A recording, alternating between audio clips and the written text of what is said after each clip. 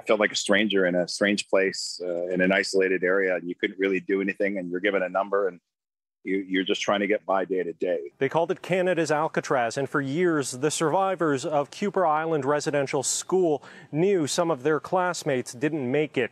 Now, the Penelakut Tribe has announced the discovery of at least 160 unmarked, undocumented graves near the school's former site. I found myself running away several times, and you know, it's an island, so you can't go far. And if you tried to swim, there was opportunities for fatalities to happen, and that happened in the 50s, where several people that tried to swim off passed away and drowned trying to get away from the island. Steve Sweetholt is one of those survivors. He and two of his sisters were sent to the Kuper Island School.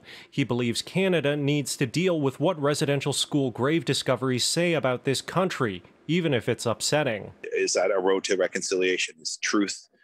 Because it's so bad that it's hard for Canadians to listen to this? Well, try living through it. The Penelakut Tribe hasn't said how the discovery was made, but Vancouver Island news sources had reported in June that researchers were scanning the grounds. I want answers. I want the government to determine why this was done and who's going to answer to it, being accountable for these decisions and these deaths.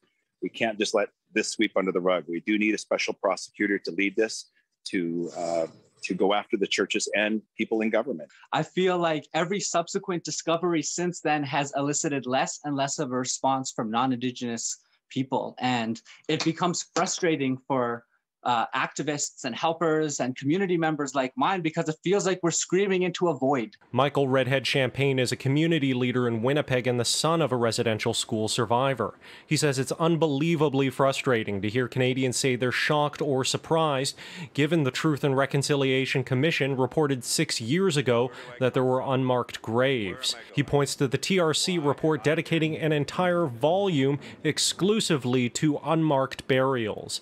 Champagne turned that frustration into a poem called If Every Child Mattered. If we are listening to the Indian residential school survivors that made it home and shared their stories, we would be taking action to support Indigenous children and Indigenous families today. And I want to encourage everybody who's listening today to make sure that they do everything within their circle of influence to make those changes. And if you need a roadmap, the TRC calls to action are there for us. In Ottawa, Xiaoli Li, City News.